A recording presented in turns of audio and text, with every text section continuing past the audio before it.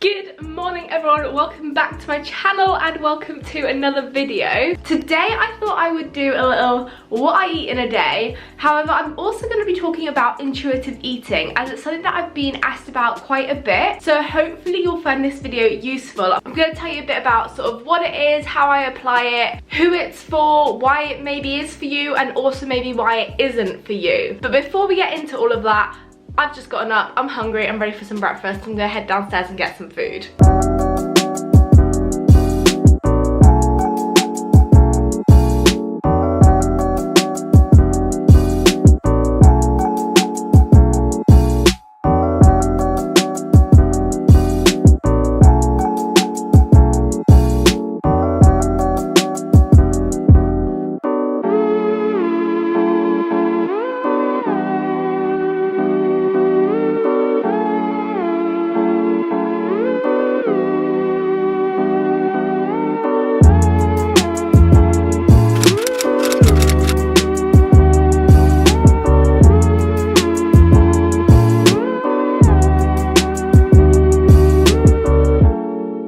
I'm just about to get into a workout, but before I do, I thought I would just take a moment to talk about intuitive eating. I feel like in the media, kind of in general, online, on social media as well, intuitive eating kind of became like this trendy thing to do, that it was almost made into a kind of diet fad in a way. But really, what intuitive eating is just eating and listening to your body cues. It's removing all the kind of diet culture, food rules, and just having complete freedom around food and just being really in tune with your body, which essentially is what our bodies are made to do. Our bodies are made to regulate themselves and send us signals, tell us maybe what we're craving, tell us what we're needing, tell us when we're full, tell us when we're hungry. And it's just kind of relearning to get back in tune with your body, especially today when we're constantly surrounded by diet culture, diet rules, these new diet trends, diet fads, people telling you what you should be eating, people telling you how much you should be eating, and just really kind of removing all of that and just doing what's right for you, what's right for your body, and listening to what it's telling you. So when it comes to who it's right for, I feel like for most people you can kind of get into intuitive eating or simply just eating and back in tune with your body. However, it's not for you if you currently are going through a phase of restricted eating, or you've been through a long phase of restricted eating and it's not been that long since you're kind of getting back to a more normal way of eating, or also if you've sort of been yo-yo dieting a lot and your whole body signals just end up a little bit confused and not properly bioregulated. Because when you've been eating so little for so long, your hunger cues and your satiety cues, they all kind of get out of whack, your hormones all kind of out of whack, and your body forgets how to almost properly regulate itself to a normal kind of standard level of eating. If that is you, then right now in time it's probably not best to try and focus on your body signals, because like I said, they will be a little bit confused and conflicted until you're at a point again where your body is just properly bioregulated, you feel good, you feel healthy, you feel energized, and your hunger and satiety cues start sort of working more as they should do. Then you can start paying sort of more attention to them. However, if you are currently severely underweight or restricting, like I said, then your main focus will just be on eating as much food as you can to sort of get back to that place of where your body is properly bioregulated. So for example, for me, coming from kind of an eating disorder background, I know especially during eating disorder recovery, when you hear about intuitive eating, it sounds amazing. You're like, wow, removing all the food rules, being able to just listen to my body's signals and eat to give it exactly what it needs, that sounds like an ideal situation to be in and like a dream place to be in. I know I have been there, and I did definitely go through a point during recovery where I was like, wow, I want to get into intuitive eating, but it just left me more confused than ever, because once I started to try and eat a bit more, then my body sort of was like, hang on, there's more food around, so it was sending out even more hunger signals. I'd feel so hungry all the time, then I was like, what, surely this can't be normal. But when your body's been through that, it is. Yeah, it just gets very confusing. So only sort of once you've reached a point where you've properly recovered, your weight restored, if you're female, you've got your period back and it's regular, and you've been like that for quite a few months or even maybe a year, then you can maybe start to really listen and pay attention to your body signals again and remove all kind of the food rules and having to hit certain food targets of your daily intake. But yeah, that's kind of all I wanted to say about it. So to summarize, it is just eating, it's listening to your body signals, and eventually everyone can reach a point where they can do that. You just might not be there quite yet, but in the long run, everyone will be able to sort of eat intuitively or just simply eat according to your body signals at some point in the future. I'm currently doing workouts from the program by Natasha Ocean, her Build program. I think I've spoken about it in a video before.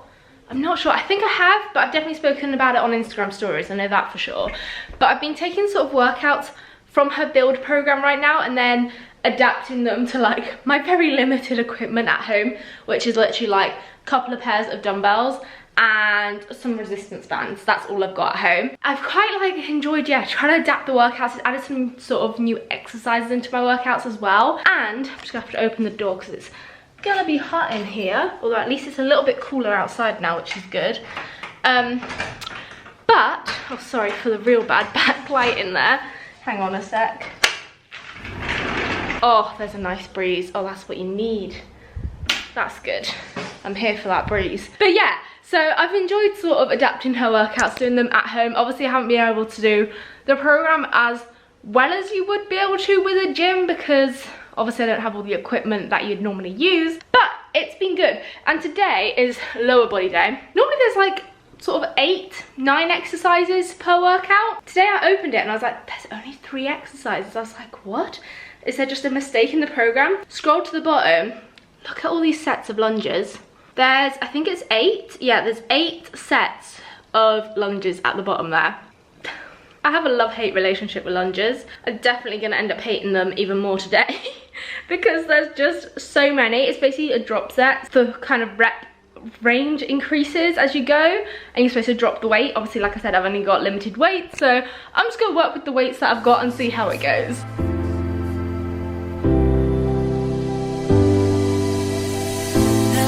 In here are blinding me and I can't see clearly anymore. I have no fear how this will end. No, nothing scares me anymore. If we never see tomorrow, babe, if we never make it through today, if we never see tomorrow, babe, I know that I lived how I wanted to.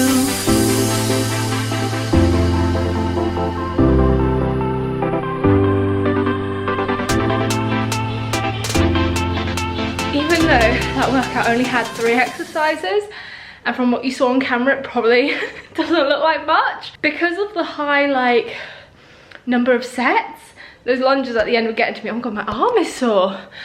Oh, why is my arm hurting? My arm's hurting holding up the camera.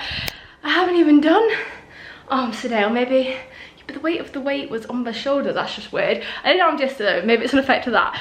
But yeah, those lunges at the end are intense. I just kept the weight the same the whole way through. I just used these 2 dumbbells that I've got. I think they're 7.5. Can you even see them? I'm not even filming them, am I? Oh yeah, wait, there we go.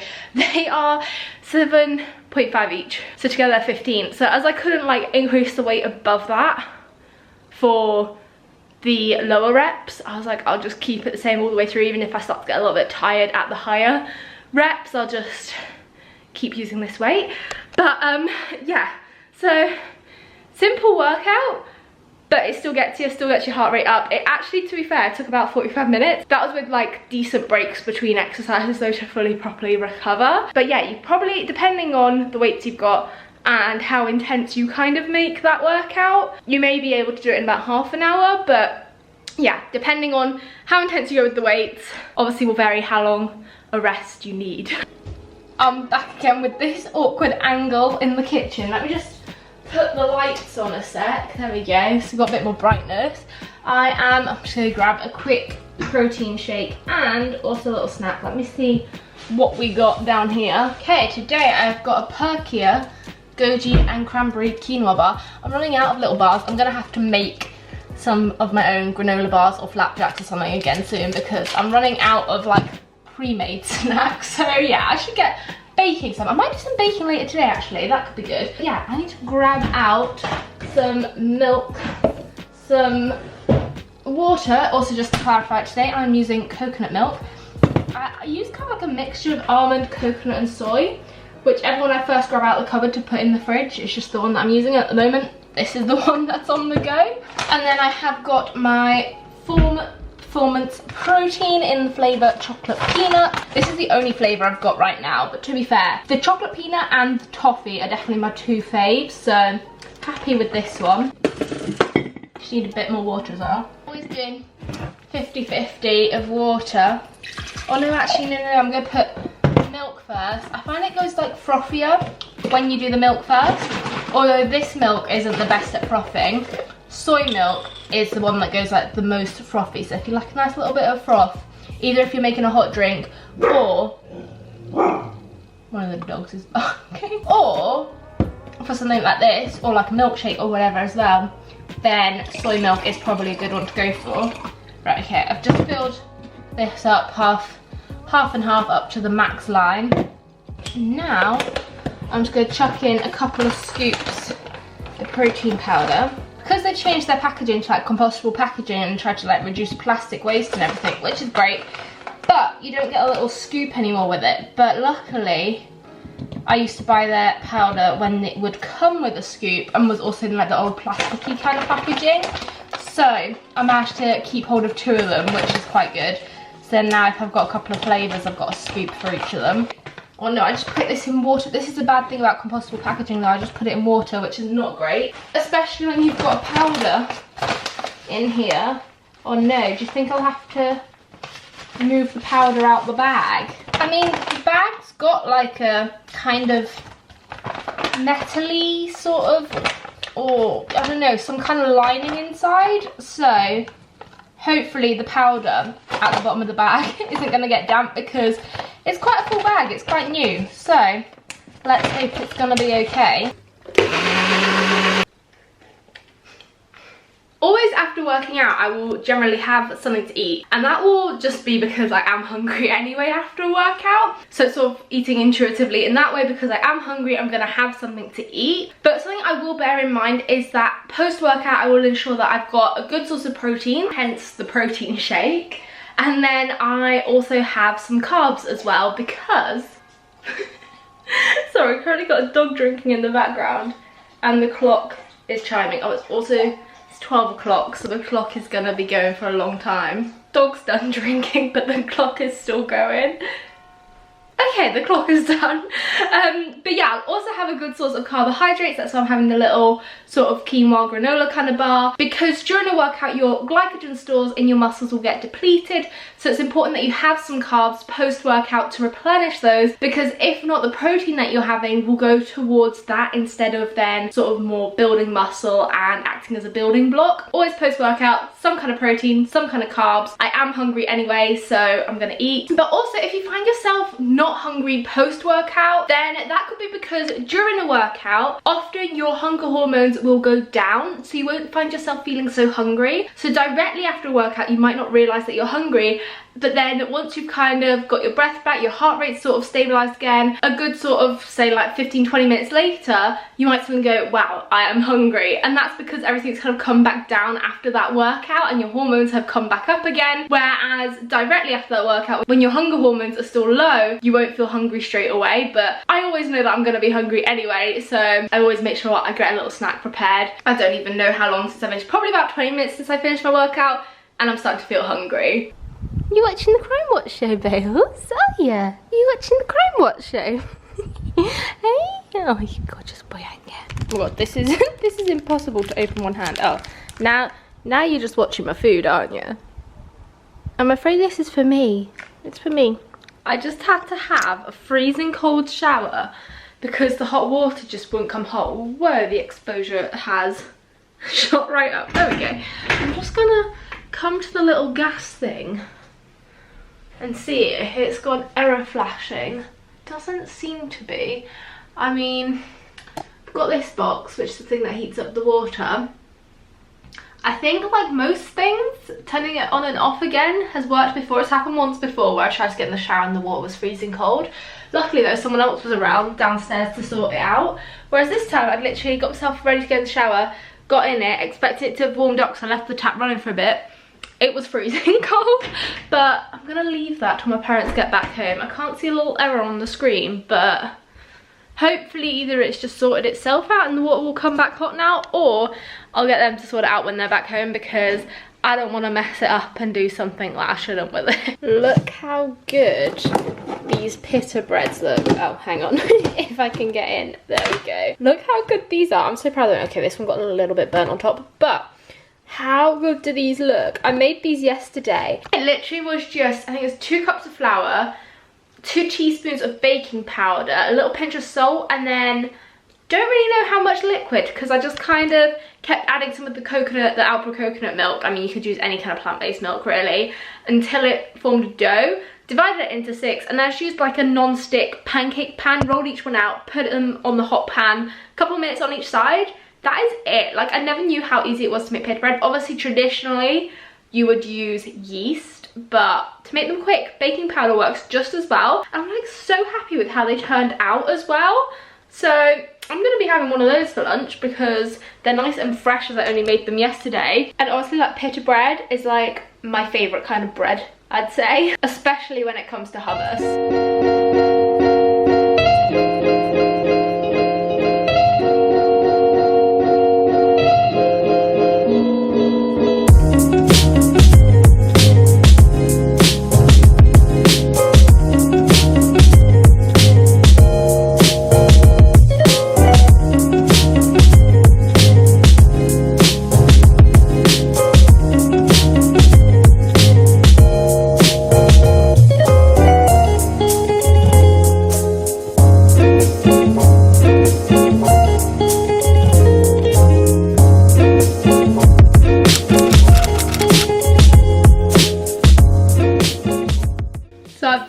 Half of the pita bread with some tofu, hummus and spinach. Oh, sorry, I'm not even in shot.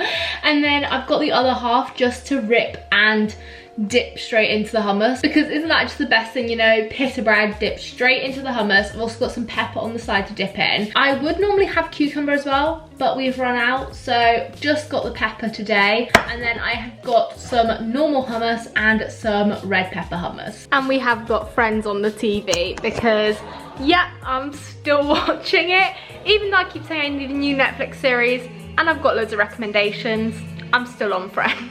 So I just asked over on my Instagram if you guys had any questions regarding intuitive eating and anything you'd like addressing in this video. I just thought I'd have a quick look now. I think I've had a couple of questions in. First one that we've got here is, what exactly is intuitive eating? So hopefully earlier on in this video I kind of addressed that and you've got a better kind of idea of what exactly it is now, and the fact that it is just basically eating, listening to your body cues. And then there's also a question saying, is this something that keeps your metabolism not too slow? So essentially the short answer is yes. If you haven't yet seen my video on what you're potentially currently doing that's slowing down your metabolism, then highly recommend you go give that one a watch. But essentially, yes, with intuitive eating, given that you're no longer sort of restricting, yo-yo dieting, and you've got back to a point where you're kind of weight restored, and if you're female, you've got your period back, your body's more bioregulated, and you just start responding to those cues, eating when you're hungry, stopping when you're full, then essentially, yes, this will stop you sort of slowing down your metabolism in any kind of way, because our bodies are smart, and when they're properly bioregulated and we've given them kind of a proper amount of food for a prolonged period of time, and our signals are all kind of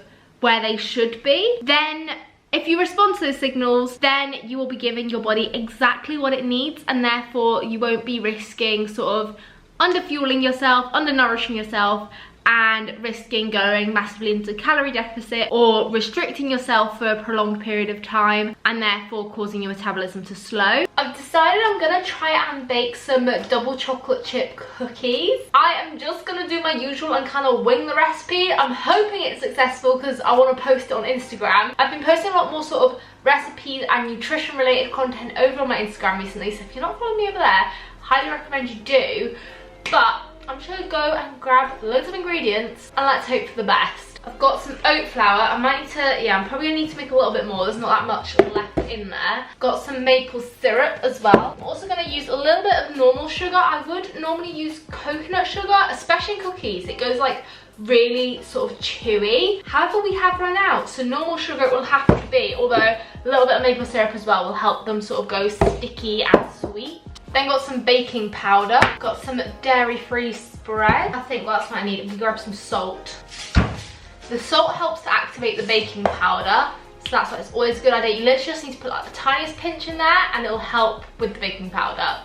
Got some raw cacao powder, and I think that's basically everything. Also need some chocolate, but I'll get that out in a bit because I don't want it to melt too much as it's still kind of warm. So I'll add that in at the end. So far in here I have got 200 grams of dairy-free spread, 100 grams of sugar and 4 tablespoons of maple syrup. It's definitely come together to make a real nice kind of sticky cookie dough now. I added in 225 grams of oat flour, 50 grams of cacao powder, a teaspoon of baking powder, pinch of salt, and then also 50 mils of coconut milk, but you could use kind of any dairy-free milk. So now all that's left to do is I'm going to grab some chocolate. As per, yes, I keep it in the freezer. And what should I go for? I might actually go for this one, the Seed and Bean Cornish Sea Salt chocolate. That will work quite nice. I don't think I've tried this one in baking before. Hopefully it'll melt nicely. How many grams is this? Is this 70? Oh, it's 85 grams. I'll probably add about half of this bar into the mixture, I think. I'm going to roughly chop it up. I think I'm going to have to split the mixture onto 2 trays because right now I've got like 9 giant cookies. But I think if I leave it like this, it will literally turn into one like jumbo cookie. Into the oven they go. Hopefully they shouldn't take too long either. Cookies normally don't. And let's hope for the best. Not gonna lie though, the cookie mixture was feeling really good. So I've got high hopes for these. I just quickly got them back out the oven again because I realised I forgot to press them down with the back of a spoon. And I think I'm always confused about this with cookies. Sometimes like when they're in the bowl, you can leave them like that and they bake like that, but I just wasn't sure. So I just flattened them down. I mean, the dough had like warmed up really nicely, so it just flattened really easily. But now they're looking so good and they're smelling good already. I'm really excited for these. How good are these looking? I am so happy with these. I'm gonna let them cool for a little bit, then I'm gonna do a taste test.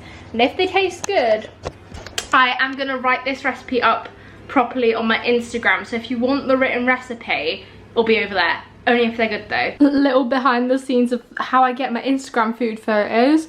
Got the ring light angled there, and then because I don't really want this as my background, I have got a sheet, literally it's a piece of card with some marble, oh, what do you even call it? I've forgotten what it's called, but it's like a roll of like sticky marble.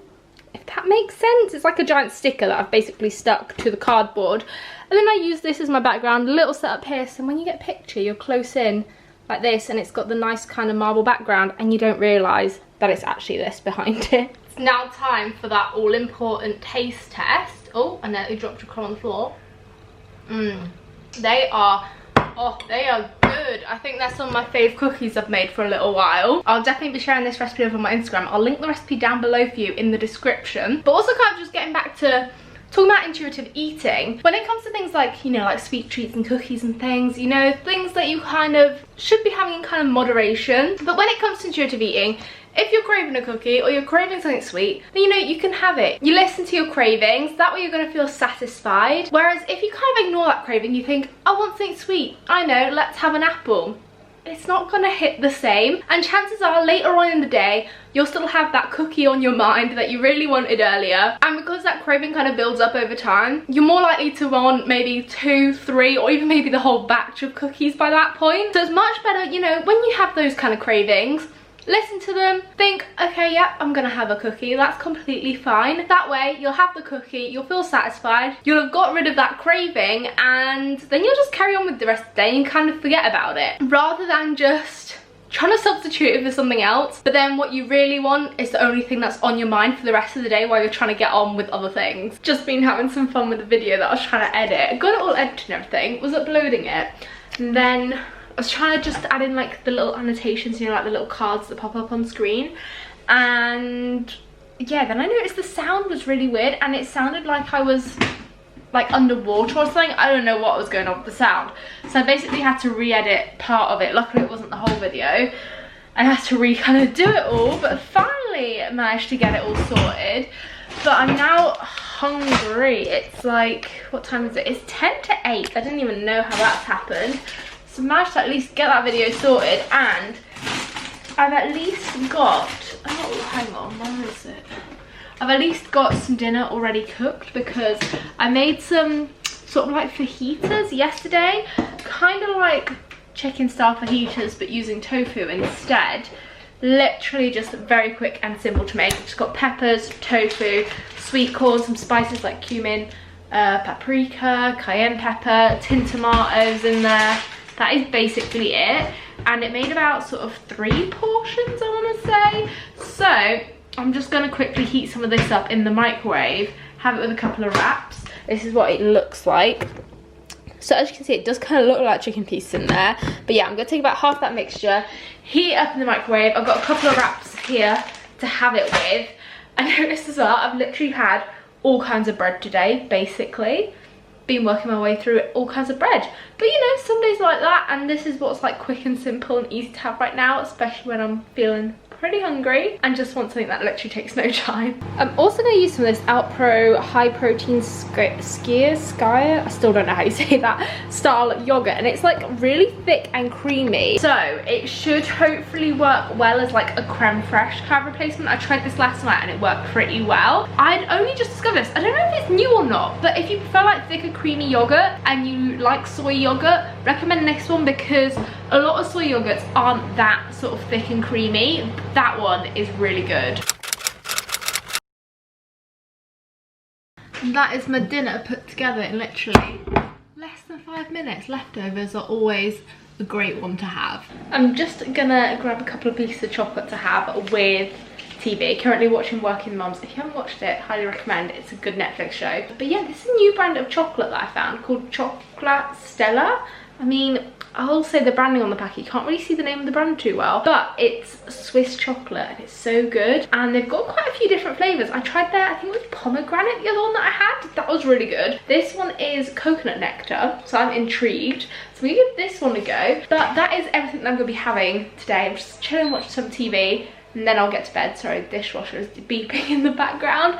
But I hope you enjoyed today's video. My battery is also flashing, so I better go. Smash a big thumbs up on it if you have enjoyed it. Click on the little red subscribe button down below if you're new to my channel, as well as tapping on that notifications bell so that you get notified whenever I upload. And I'll be sure to see you very soon with a brand new video. Bye!